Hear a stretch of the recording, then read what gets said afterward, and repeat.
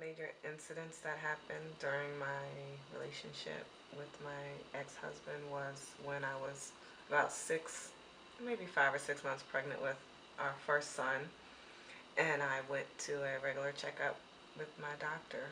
Um, I went by myself because he, at that point, didn't choose to go to appointments with me anymore. And the doctor informed me that I had contracted chlamydia. I had no clue what chlamydia was at that time. The doctor said, it can affect the baby's vision, things of that nature. So that concerned me, and I went to his house and I confronted him about it, and he started an argument with me, accused me of sleeping around, and put a gun to my head at that point. So I was basically begging for my life at that moment. Then he kicked me out of the house, and I realized that this relationship was deadly and extremely toxic at that point.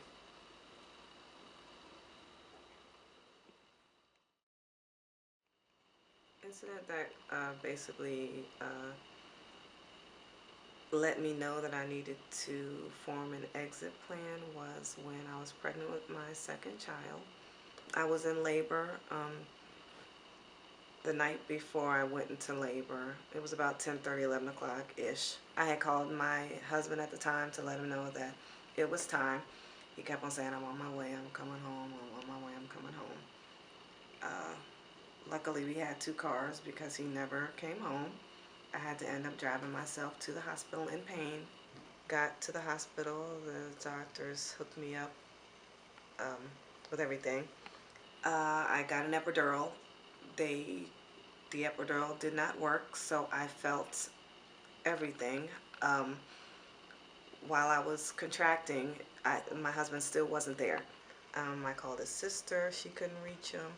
Hours had gone by.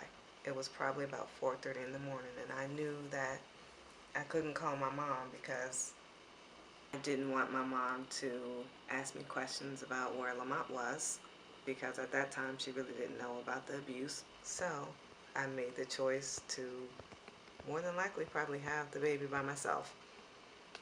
Finally, probably about 5:30 in the morning, his mother finally reached him, so he came rushing in.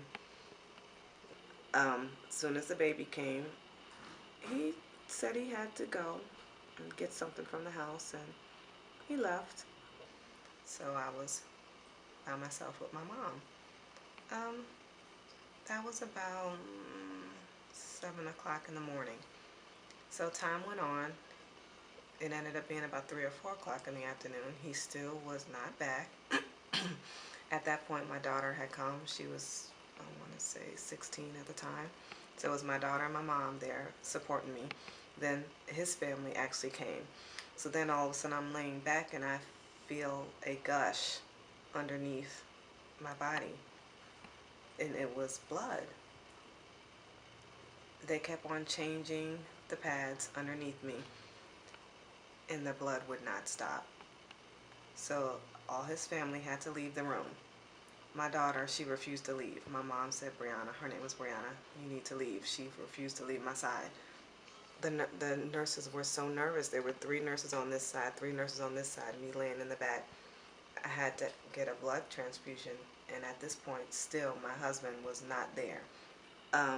So at that time, finally, he strolled in and said, the boys need you, Nikki, just as dry as he could, with his sunshades on. Nikki, the boys need you, with no feeling.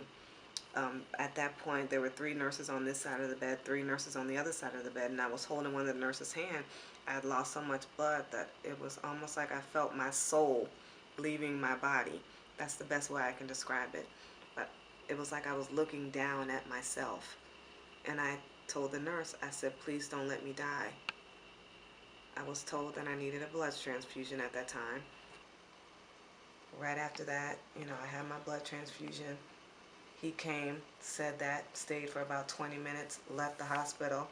I was in that hospital for 2 nights by myself, alone. I didn't know where he was, and by the time it was time for me to be discharged, you normally get discharged 12 o'clock in the afternoon, I didn't have a way home because I didn't know where he was, and I couldn't call my mom once again because she still didn't know about the abuse and know what was going on. He came, picked me up, dropped me off at home. For the first 3 nights, anybody that has had a baby knows that the first 3 nights you're in pain, you're tired. For the first 3 nights of me giving birth to our second son, I was home by myself without help from him. At that point, I knew that I had to leave this relationship or else it was probably going to kill me.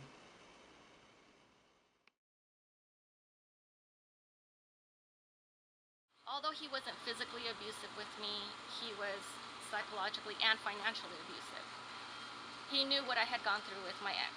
And after a while, he started telling me, well, just write a check and I'll give you money to put in your account. After a while, he stopped giving money.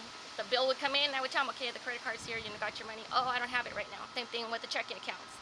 And he ended up moving in with me would tell me he had no money to help me with the rent. I didn't help me with the bills. So for 9 years that we were together, I was pretty much financially supporting him throughout those years. He had started a business and wanted me to help him with his business. I started doing that. It became a full-time job, so I ended up quitting my full-time job to help him with his business. Although I was doing the majority of the work, because the business was in his name, the bank account was in his name, he controlled all the money. So I was basically doing all the work, he was collecting all the money. I told him I wasn't going to do it anymore. By this time, my credit cards were already maxed out, had gone to collections, and he was saying it wasn't his problem because they weren't his bills.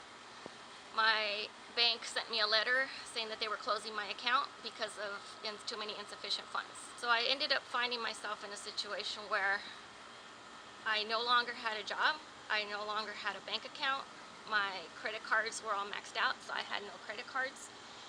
And so one day I finally told him, I can't do this anymore, I'm not going to help you with the business, I need to go and get me a job or something. And it's like, well, at that point, it was like he realized he didn't need me anymore because he couldn't use my money. I didn't have anything more that he could take. He ended up moving out, and after the first month, I got a 3-day notice to pay the rent. And I called him up and I told him I got a 3-day notice. What are we going to do with the rent? I had my 2 younger children from my previous relationship, and now I had my daughter with him.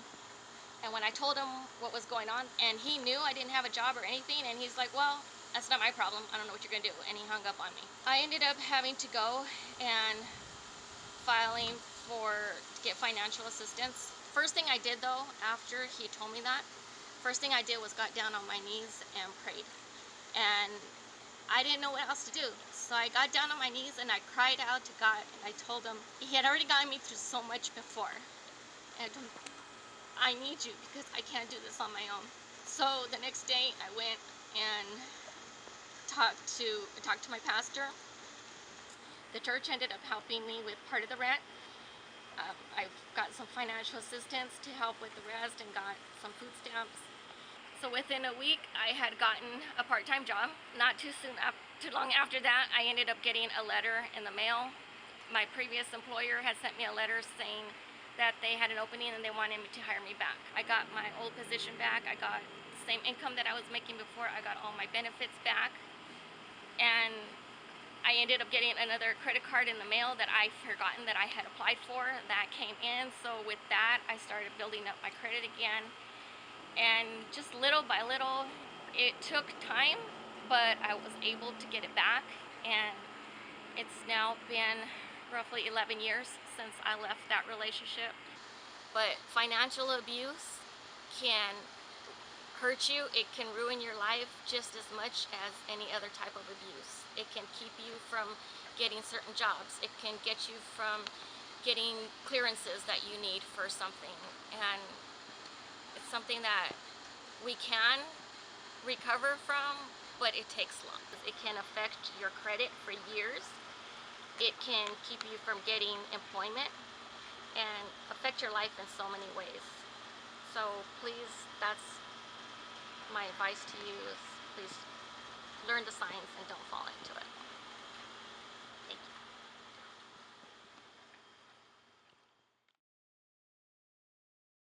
He started calling me a lot of names, names that I ain't never heard of. And he was so terrible. He would spit on me. He would actually just took and spit in my face. I jumps up and retaliated. When I did that, it seemed like to me it made things more worse. Day by day, I call myself trying to get out of this relationship, and I still was so in love with him. I still stayed in it. The next thing I know, we'll be sitting at the kitchen table. He asked me a question. If I don't say the right answer, he'll throw the plate of food in my face. After he threw the plate of food in my face, he would tell me he hope I die. Say he gonna kill me, kill my mama, kill my father. But he would also just be fighting me all the time. When my kids are asleep, he'll come in from nowhere after he done been on drugs and fight me. And I was praying every day, God, please remove him from me. As soon as I start reading the Bible, he'll get mad and he'll tell me, fuck my God. I never in my life heard anybody say that. Fuck God. I would never think nobody would even say that or had the audacity to even say those words. I would never ever get in another relationship like this. I pray every day for this man to get away from me. A lot of things he started doing, he started hitting me with things. He started fighting me. Even when I tell him I didn't want to have sex, he tried to take me down, have sex with me. He tried to rape me. One time he tried to rape me, and my daughter was like 12. She pushed in the air conditioning, and she had a knife. She climbed through the window with a knife and told me, "You're not gonna do anything to my mom." And then I knew everything started getting serious. Then he threatened to put some drugs in my refrigerator, do anything to cause me to lose my kids. So I was afraid of that. The last thing happened to me, we got into an altercation. He started cutting my hair with an eyebrow archer. We started fighting. Me and him, I started trying to defend myself. And next thing I knew, he cut me. My arm was laying wide open. I lied to my parents. I lied to everyone. Said that it happened at the job. But no, Charles Martin actually cut me. Abuse will have you where you're so scared you don't know if you're going or coming. This is something nobody should ever experience. I don't want no young females, young adults experience this same thing that I've been through. I have been through a lot. This man had actually pulled a gun out on me and told me that he was going to shoot me in the head and shoot my kids in the head, then turn the gun on himself. I would never dream that he would do that. I told my kids to get up and leave. My daughter jumps up and said, "No, you're not going to do nothing to me or my motherfucking mom." It was a hard thing to see. And she distracted him. By the time then, I had the phone on 911 so they can hear everything that he was saying, everything he was doing. Then he jumps up and leaves and runs to my mom's house, which I ain't know where he was at. But the police came to the house and they searched my house. I don't know what he did with the gun, but they couldn't find the gun. My mom didn't know what was going on, but she showed them that he was in the house. "I want to hit you. I'm gonna hit you. I'm gonna fuck you up. I'm gonna do that." Listen, I didn't listen. But all this happened to me because I didn't listen. I didn't look for signs and never dreamed it was happening to me. The best thing I'm telling everyone to do, all females and males, because males also be abused. It's females that abuse males too. But I'm telling both, do not stay in abuse. They don't love you. Love do not hurt. Do not stay in abuse. Once they hit you or put their hands on you, leave them alone. Have them arrested and keep going. I don't want this to happen to young males and females.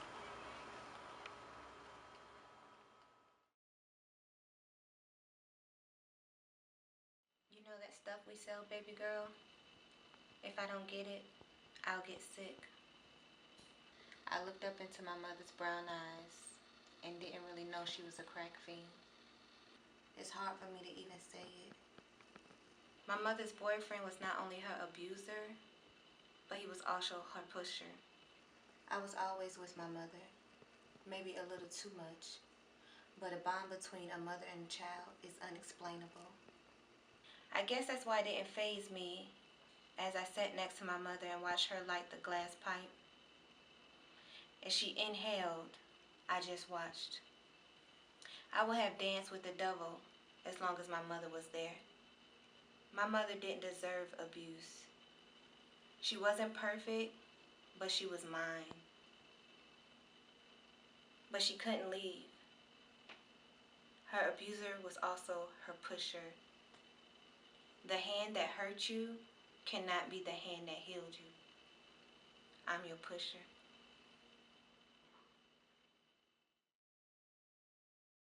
It's not your fault.